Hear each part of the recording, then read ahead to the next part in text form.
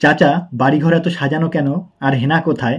এই ডায়লগটা বাংলাদেশের এমন কোনো যুবক নেই, ইয়াং ছেলে নেই যে এই ডায়লগটা জানে না। কি আছে এই ডায়লগটার মধ্যে এবং কেন এত জনপ্রিয় এই ডায়লগটা, তো সেটা নিয়ে কিন্তু মূলত আজকে আলোচনা করব। দেখতে থাকুন শেষ পর্যন্ত এই ভিডিওটি।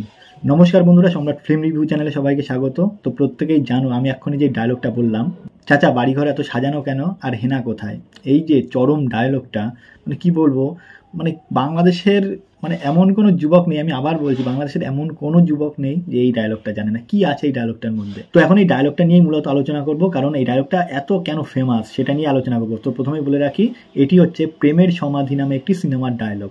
বাংলাদেশের একটি তুমুল জনপ্রিয় মানে সিনেমা এটি, এবং তার থেকে তুমুল জনপ্রিয় হচ্ছে এই সিনেমার গান প্রেমের সমাধি ভেঙে। তো প্রেমের সমাধি সিনেমার এই প্রেমের সমাধি ভেঙে গানটি যে এতটাই জনপ্রিয় হয়েছিল, এই গানটি শুরু হওয়ার আগে কিন্তু এই ডায়লগটা হয়। অর্থাৎ এই যে এখানে যে সিনেমার নায়ক বাপ্পারাজ এবং নায়িকা শাবনাজ, মানে এরকম কোনো একটি নায়িকা আর কি, যাই হোক তার নাম থাকে হচ্ছে হেনা সিনেমায়। তো নায়ক এবং নায়িকার মধ্যে কথা হয় যে মানে বাপ্পারাজ নায়ক যখন হয়তো এরকম বলে গেছিল মানে বাইরে যাচ্ছে কোনো কাজে এবং ফিরে এসে তারা বিয়ে করবে, এরকম একটা ঘটনা ঘটেছিল, মানে একটা কাহিনী ছিল হয়তো। এবং যখন ফিরে আসে বাপ্পারাজ অর্থাৎ নায়ক যখন ফিরে আসে এবং দেখে নায়িকার বাড়িতে অর্থাৎ হেনার বাড়িতে মানে ফুল দিয়ে সাজানো আর হেনাকে খুঁজে পাচ্ছে না নায়ক, তখন কিন্তু হেনার বাবাকে জিজ্ঞাসা করে যে, তখন কিন্তু এই ডায়লগটা আসে যে চাচা বাড়ি এত সাজানো কেন আর হেনা কোথায়? তখন কিন্তু নায়িকার বাবা অর্থাৎ হেনার বাবা বলে যে হেনার বিয়ে হয়ে গেছে। এই যে একটা ব্লাস্ট হলো এবং নায়কের বুক কিন্তু ছিন্ন ভিন্ন হয়ে গেল দুঃখে, এটি কিন্তু সেই সময়ে প্রত্যেকটা ইয়াং এবং প্রেমিক ছেলের বুকে কিন্তু মানে চরম আঘাত এনেছিল, যার কারণে কিন্তু এই ডায়লগটা এখনো বর্তমান সময় দাঁড়িয়ে এত ফেমাস এবং বর্তমান সময় দাঁড়িয়েও গানটি এত জনপ্রিয়।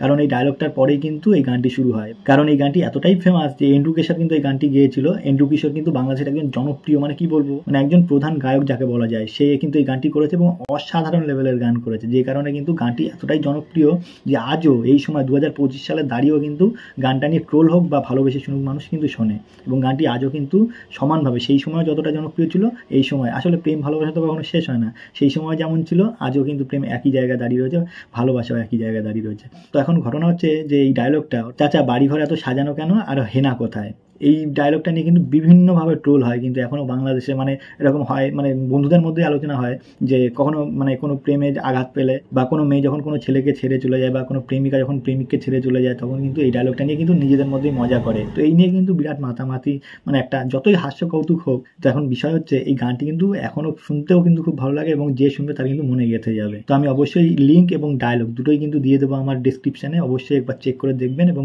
শুনবেন এবং দেখবেনও, কতটা ভালো লাগবে অবশ্যই ভালো লাগবে, এবং জানান যে কেমন, কমেন্টস করে জানাবেন যে কেমন লাগলো। তো এই গানটি লিখেছেন কিন্তু দিলের জাহান ঝন্টু, তো আমি জানি না কতটা ঠিক বললাম, ইনি লিখেছেন এবং ইনি কিন্তু একজন বড় পরিচালক বাংলাদেশের। তো এনাকে নিয়ে কিন্তু নানাভাবে ট্রোল করা হয়, আমি আশা করবো তিনি একজন সিনিয়র ডিরেক্টর এবং বাংলাদেশের সবার শ্রদ্ধেয়, তাকে যেন এইভাবে ছোট বা অবজ্ঞা করা না হয় এবং ট্রোল না করা হয়, কারণ তিনি একজন শিল্পী যেহেতু। মানে আজকে যে শাকিব খান হয়েছে বাংলাদেশে বা বড় বড় নায়ক হয়েছে, তারা প্রত্যেকেই কিন্তু ওনার হাত ধরে হয়েছে, তাই আমি বলবো যে সিনিয়রদের অবশ্যই সম্মান করা উচিত। তো যাই হোক, এই ভিডিওটি মূলত মজা করে বানালাম, কারণ এই ডায়লগটা কিন্তু আমার খুবই ভালো লেগেছিল, কারণ আমি এই বিষয়টি দেখেছি এক জায়গায় ট্রোল, মানে এই ডায়লগটা নিয়ে একজন ট্রোল করতে আর কি বন্ধুদের মধ্যে একটা ভিডিও দেখেছি, তারপরে কিন্তু আমার এতটাই মজার লাগলো যে আমি এই ভিডিওটি না করে পারলাম না। আসলে ডায়লগটা হচ্ছে এমনই যে প্রত্যেকটা ইয়াং ছেলের ক্ষেত্রেই কিন্তু বর্তমান সময় যারা মানে পড়াশোনা করছে বা কোনো কাজ বাজ করছে বা ইয়াং ছেলে ব্যাচেলার ছেলে যাদের পড়াশোনা হয়নি, তাদের ক্ষেত্রে কিন্তু মানে একান্তভাবে প্রযোজ্য এই ডায়লগ। সেই জন্যই কিন্তু মানে বড়রা সাজেশন যখন দেয় যে ভালো করে কিছু কেরিয়ার কর বা পড়াশোনা কর, নাহলে কিন্তু হেনার বাবার কাছে যে জিজ্ঞাসা করতে হবে, বলতে হবে যে চাচা হেনা কোথায়। তো এটা কিন্তু একটা অত্যন্ত মজার ব্যাপার, মানে দেখলে হয়তো মজা লাগবে, কিন্তু যদি ভেতর থেকে দেখা হয় বা ফিল করা হয় তাহলে কিন্তু এটা একটা দুঃখজনকই ঘটনা। যাই হোক, সিনেমাটি যেহেতু দুঃখজনক ঘটনা, প্রেমের সমাধি যখন নাম দিয়ে, তাহলে বুঝতেই পারছেন যে প্রেম যেখানে সমাধিস্থ হচ্ছে, অর্থাৎ প্রেমের যেখানে সমাধি হচ্ছে, সেখানে নিশ্চয়ই হাসি মজার কিছু থাকতে পারে না, সেখানে নিশ্চয়ই একটা দুঃখজনক কিছু ঘটনা তো অবশ্যই আছে। তো যাই হোক, এই ব্যাপারটি নিয়ে ট্রোল করা বা মজা করার কিছু নেই, গানটি মন দিয়ে শুনুন, গানটি এতটাই সুন্দর যে শুনলে কিন্তু আপনার মানে হৃদয় আঘাত করবে এবং অবশ্যই ভালো লাগবে। তো গানটির প্রত্যেকটি কথা কিন্তু অসাধারণ লেভেলের। সেই সময় দাঁড়িয়ে আসলে গান কিন্তু সেই সময়ের মানে 90s যুগে কিন্তু গান বাজনা হতো, এখন যেসব গান বা লিরিক্স হয় সেগুলো শুনতেও কিন্তু যথেষ্ট কানে বাজে এবং আপনার মনকে কিছুতেই নাড়া দেবে না বা আপনার মনে বসবে না। তো সেই সময়ের গানগুলোই ভালো ছিল, আর এন্ড্রু কিশোরের গান, গলা, ভয়েস থেকে শুরু করে সেই সময়ের লেখা, মানে বাংলাদেশের মানে সেই সময় কিন্তু বাংলাদেশের প্রচুর সুন্দর সুন্দর গান হতো, ভালো ভালো গান আসতো, এখনও কিছু কিছু গান সব জায়গায় তো ভালো খারাপ মিলেই হয়।